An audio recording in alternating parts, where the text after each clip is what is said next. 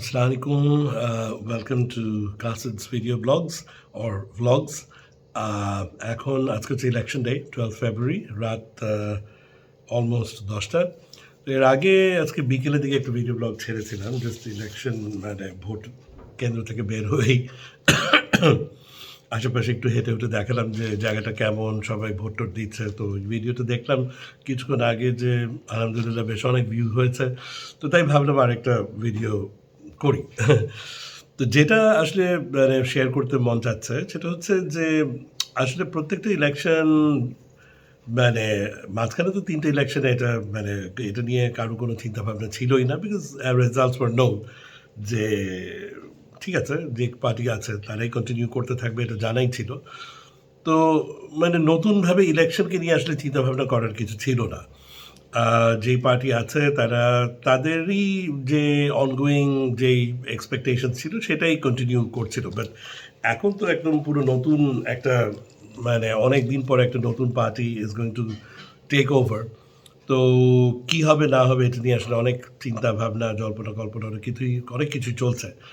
তো একটা জিনিস কি সেটা হচ্ছে যে একটু স্কেপটিক বলা যেতে পারে আমাদের মানে মাইন্ডসেট, কিছুটা সিনিক্যাল বলা যেতে পারে, বাট খুব বেশি হোপফুল হতেও ভয় লাগে। কারণ আমরা দেখেছি তো আসলে অনেক অনেক কিছু দেখে এসেছি ছোটোবেলা থেকে। তো দেখতে দেখতে মনে হয়েছে যে যেই আসলে পাওয়ারে আসে, যেই গভর্নমেন্ট ফর্ম করে, ঘুরিয়ে পেঁচিয়ে ইভেন্চুয়ালি খুব যে বেশি ডিফারেন্ট কিছু হয় সেটা না, কিন্তু তারপরেও সেটার ভিতরেও কিছুটা কিছুটা আস্তে আস্তে কিছু পজিটিভ চেঞ্জেস মানে গ্র্যাজুয়ালি হয়েছে, আশা করি আরও হতে থাকবে। তো নতুন গভর্নমেন্ট সেটা যারাই আসুক না কেন তাদের কাছে আসলে আমাদের কি প্রত্যাশা থাকতে পারে সেটা নিয়ে ভাবলাম কয়েকটা জিনিস একটু শেয়ার করা যেতে পারে। So one of the first things যেটা মাথায় আসছে সেটা হলো যে ল অ্যান্ড অর্ডার সিচুয়েশন। আমাদের ওভারঅল দেশের ল অ্যান্ড অর্ডার সিচুয়েশনটা it's one of the most important things that needs to be taken care of. কারণ আমরা কখনোই চাই না যে আমাদের দেশের ভিতরে ক্রাইম, টেরোরিজম ইত্যাদি এই ধরনের জিনিসপাতি মানে স্থান করে নেক। তো এই ব্যাপারটাতে আসলে আমার মনে হয় প্রচণ্ড জোর দিতে হবে হুএভার কামস টু পাওয়ার।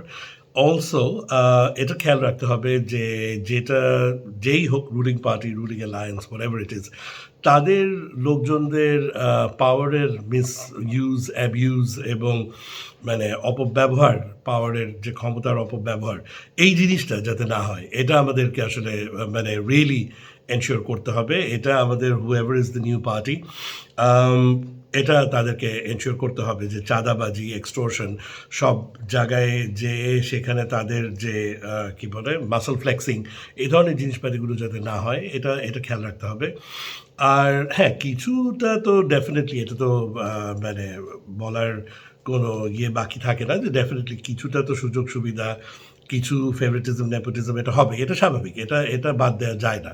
কিন্তু সেটার একটা পরিমিত লেভেল থাকতে হবে। এটা ইউ ক্যানট এক্সপেক্ট যেগুলোকে একেবারেই কিছু হবে না। এটা যদি কেউ বলে দেন সেটা আসলে একটা খুব ইমপ্র্যাকটিক্যাল ইউটোপিয়ান একটা স্বপ্ন দেখা। So that's not going to happen, but এই জিনিসগুলোকে একটা সার্টেন ডিগ্রির মধ্যে কন্টেইন করে রাখা, that is very important.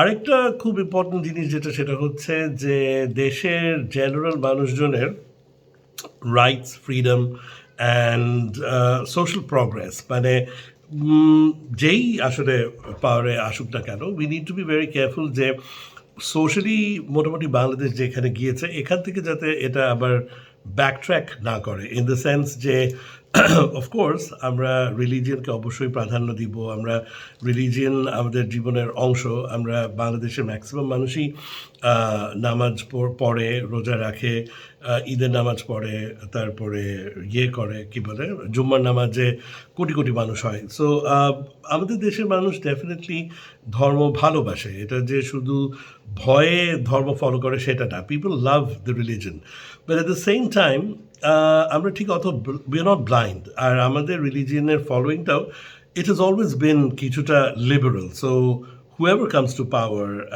we expect and hope যে রিলিজিয়নের ব্যাপারটা সেরকম লিবারেল ব্যাপারটা থাকবে, যে আপনি রিলিজিয়ন যেভাবে আপনি আপনার রিলিজিয়নকে আপনি ফলো করতে চাচ্ছেন আপনি করতে পারবেন, and at the same time অন্যান্য যারা রিলিজিয়ন ফলো করে তারাও তাদের রিলিজিয়ন যেভাবে ফলো করতে চাচ্ছে করতে পারবে, অ্যাজ লং অ্যাজ মেবি হ্যাঁ মানে মেইন স্ট্রিম রিলিজিয়ন যেটা আছে ইসলাম, আমাদের প্রায় ওভার 90% পিপল ফলো ইসলাম।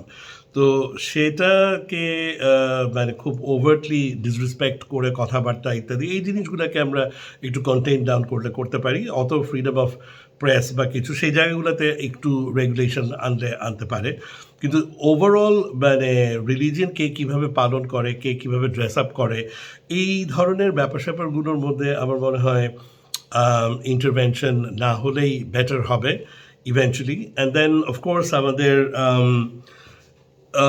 কনস্টিটিউশনাল অ্যামেন্ডমেন্টসগুলো আসলে মেইনলি দরকার, সেই জায়গাগুলোতেই আসলে আমাদেরকে we need to work on. সেটা হচ্ছে যে ওই একটা ফ্রিডম থাকতে হবে যে আমি আমার পার্টির বিপক্ষেও ভোট দিতে পারবো, আমার পার্টির কথা যদি আমার নিজের ভালো না লাগে তাহলে সাবজেক্ট অনুযায়ী আমি বিপক্ষে ভোট দিতে পারবো, এবং সেটা করলে যে আমার মেম্বারশিপ চলে যাবে that should not happen also. যে আমি যেহেতু একটা সাবজেক্টে পার্টি মানে লাইন ফলো করিনি পার্লামেন্টে, সেই জন্য আমার পার্লামেন্টের মেম্বারশিপই চলে যাবে, দ্যাট শুড নট হ্যাপেন, তাই না? তো এই জিনিসটা থাকতে হবে।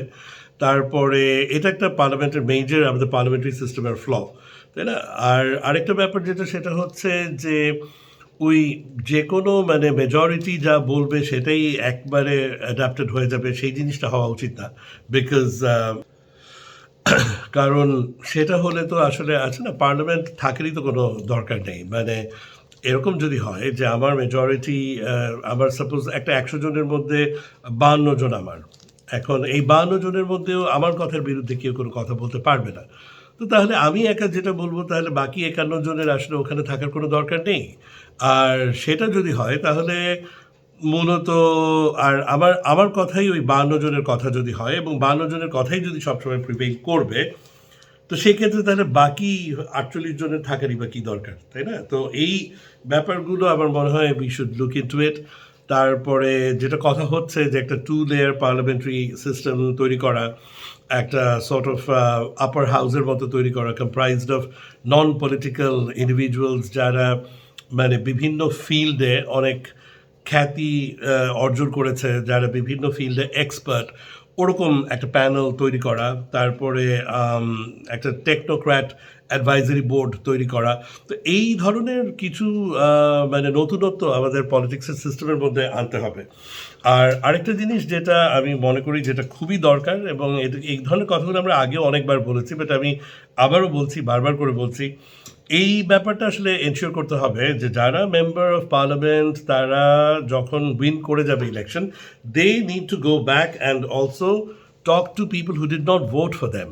হ্যাঁ, এটা খুব ইম্পর্ট্যান্ট যে তারা তাদের এলাকাতে রেগুলার যাতায়াত করবে, যেটা অনেক সময় ইলেকশনের পরে আর হয় না, কিন্তু মেকশিওর করতে হবে। এবার এটা এটা সাম কাইন্ড অফ একটা রীতিমতো মানে তাদের পারফরমেন্স ইন্ডিকেটর সেট করে দিতে হবে যে মাসে অন্তত 2টো মিটিং করতে হবে তার এলাকাতে, এবং এই 2টো মিটিংয়ে মোটামুটি মিনিমাম এত হাজার মানুষ মিনিমাম অ্যাটেন্ডেন্স থাকতে হবে, এবং বা একটা পার্সেন্টেজ মানে তার এলাকার ভোটিং বেজের মিনিমাম মানে ভোটার সংখ্যার 5% মানুষ বা 3% মানুষ অন্তত উপস্থিত থাকতে হবে এই মিটিংয়ে, এ ধরনের একটা সিস্টেম আনতে হবে। এবং সেখানে আলাপ আলোচনা হবে, সেখানে দুই পক্ষেরই যারা আপনার জন্য ভোট করে নাই সেই মানুষরাও থাকতে হবে, যারা ভোট করেছে সেই মানুষরাও থাকতে হবে। তো এই ধরনের কিছু ইনোভেটিভ আইডিয়াসগুলো আনতে হবে, এবং এটা খেয়াল রাখতে হবে যে আপনার নিজের মতামত আর আপনার এলাকার মানুষের মতামত যদি ডিফার করে, সেই ক্ষেত্রে আপনাকে কিন্তু আপনার এলাকার মানুষের মতামতকেই রিপ্রেজেন্ট করতে হবে পার্লামেন্ট। লাইক ফর এক্সাম্পল কোনো একটা পার্টিকুলার বিলের ক্ষেত্রে হয়তো কথা আসলো যে আপনার এলাকার মধ্যে 70% মানুষই এটা চাচ্ছে না, আপনি চাচ্ছেন, আপনি তাদের সাথে 2, 4, 5টা মিটিং করেন, এক্সপ্লেইন করেন, লজিক দেন, তাদেরকে কনভিন্স করার চেষ্টা করেন। ইভেনচুয়ালি তারা যদি কনভিন্সড না হয় তাহলে আপনি কিন্তু পার্লামেন্টে যখন ভোট দিবেন আপনাকে ভোটটা দিতে হবে অ্যাকচুয়ালি মানে না ভোটই আপনাকে সেখানে এসে দিতে হবে। তো এই ধরনের আইডিয়াসগুলো অ্যাকচুয়ালি আমাদেরকে পার্লামেন্টের মধ্যে আনতে হবে। তো এই নিউ প্র্যাকটিসেসগুলো আনতে হবে, এটাই আমি বলছিলাম। তো আরও অনেক রকম আইডিয়াস আছে, আমি জাস্ট কিছু কিছু বলছি। আই এম শিওর আরও অনেক কিছু অনেকে বলতে পারে, বাট এইগুলো মেইন কিছু এরিয়াস ছিল। আর আরেকটা বড় জিনিস যেটা, সেটা হচ্ছে যে আমাদের ইনফ্রাস্ট্রাকচারাল ডেভেলপমেন্ট, এটা মোটামুটি বেশ একটা লেভেলে চলে এসেছিল।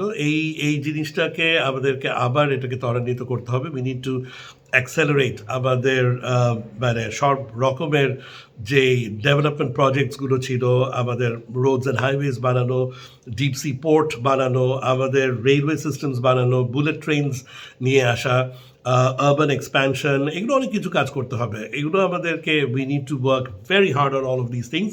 একদম সুপার স্পিডে কাজ করতে হবে। তো এবং এগুলো সব কিছু যখন হবে, তখন আমার মনে হয় যে আমাদের ওভারঅল ইকোনমিরও একটা গতি আসবে। ইকোনমিটা ঠিক করা খুবই প্রয়োজন। আমাদের একটার পর একটা ব্যাংক, ফিনান্সিয়াল ইনস্টিটিউশন দেউলিয়া হয়ে বসে আছে। তো এগুলোকে মোটামুটি আবার এখানে যেসব টাকা আটকে গেছে, যেই মানুষরা, আমাদেরও অনেক ফান্ড আটকে গেছে কিছু কিছু এই ফিনান্সিয়াল ইনস্টিটিউশনগুলোতে, এবং সেটা না বের করতে পারার জন্য অত্যন্ত খারাপ সময়ের ভিতর দিয়ে যেতে হচ্ছে। তো এই ধরনের মানে সিচুয়েশন লক্ষ লক্ষ মানুষ ফেস করছে। তো এই ব্যাপারগুলোকে আসলে সমাধান করতে হবে, মানে খুব অল্প সময়ের ভিতরেই এগুলো সমাধান নিয়ে আসতে হবে। কোনো না কোনো একটা সিস্টেম বের করতে হবে যে মানে যারা মানে কাস্টমার্স আছে এই ব্যাংকগুলোর, এই ফিনান্সিয়াল ইনস্টিটিউশনগুলোর, NBFI, non banking financial institutions, এদের এই প্রবলেমগুলো যাতে তাড়াতাড়ি আমরা সমাধান করতে পারি। অ্যান্ড যেটা প্রচণ্ড রকমভাবে প্রয়োজন, সেটা হচ্ছে যে আমাদের এই যে economy and all of this things, এটা ঠিকঠাক তো হতেই হবে। আমাদের education, and by education we don't just mean যে পড়াশোনা, মানে আমাদের অক্ষর জ্ঞান শুধু না, সিলেবাস ইমপ্রুভ করতে হবে। সিলেবাসের ভিতরে কিন্তু আমাদের কিছু মরাল এডুকেশন আমাদেরকে ইনসার্ট করতে হবে, কিছু সিভিক এডুকেশন ইনসার্ট করতে হবে।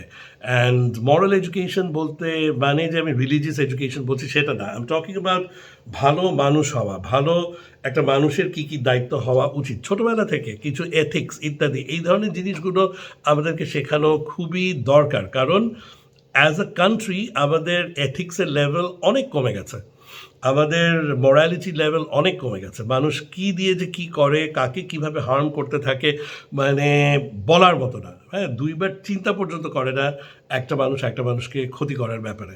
তো এই ব্যাপারগুলো আসলে আমাদের এডুকেশন, ইকোনমি, ইনফ্রাস্ট্রাকচার, এগুলো সব ঠিক করতে হবে।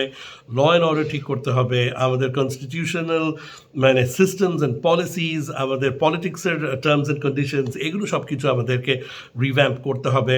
অ্যান্ড ডেফিনেটলি আমাদের সোশ্যাল প্রগ্রেস মেনটেন করতে হবে। একটা মানে বেসিক্যালি সেকুলার একটা এনভায়রনমেন্ট মেনটেন করার চেষ্টা করতে হবে, যেখানে সব ধরনের মানুষ, সব রকম মাইন্ডসেটের মানুষ, রিলিজিয়নের মানুষ, ইভেন একটা রিলিজনের ভিতরেও বিভিন্নভাবে রিলিজনকে যারা দেখছে, সব রকম মানুষকে আমরা মিলে মিশে সুন্দরভাবে যাতে দেশ গড়ার কাজে নিয়ে আসতে পারি, এবং সবাই মিলেমিশে যাতে বাংলাদেশকে আমরা একটা সাকসেসফুল কান্ট্রি বানাতে পারি। তো আরেকটা জিনিস একদম লাস্ট মোমেন্টে মাথায় আসলো, নট ফলোইং এনি স্ক্রিপ্ট, যা মাথায় আসছে সেটা বলছি। সেটা হচ্ছে যে আমাদের ডিপ্লোম্যাটিক রিলেশনস, আমাদের ওভারঅল আমাদের দেশের ties with all other big powers, এটা নেইবারিং কান্ট্রিজ, বাইরের দেশ, বড় বড় সুপার পাওয়ার্স যারা আছে, সবার সাথে আমাদের কমিউনিকেশন অ্যান্ড টাইজ ইমপ্রুভ করতে হবে। এবং আমাদের যেখানে যেসব দেশের সাথে আমাদের এক্সপোর্ট হয়, বিজনেস হয়, ট্রানজ্যাকশনস হয়, তাদের সাথে আমাদের আরও অনেক অনেক বেশি আমাদের ইনভলভমেন্টটা ডিপার করতে হবে। সো অনেকগুলো আইডিয়াস শেয়ার করলাম just as a concern citizen. I hope ইনশাআল্লাহ এগুলো কম বেশি সব কিছুই ডেফিনেটলি আমাদের গভর্নমেন্ট যারা আসবেন তারা কম বেশি এগুলো সব কিছুই মাথায় রাখবেন, এবং আশা করি ইনশাআল্লাহ it will be a successful tenure, whoever may be coming to form the government. আমি আসলে পাওয়ার নেওয়া কথাটা একেবারেই পছন্দ করি না, আমি বলবো দায়িত্ব নেওয়া এবং গভর্নমেন্ট ফর্ম করা। So having said that, I'm signing off. Thank you for watching my video blog. Assalamu alaikum.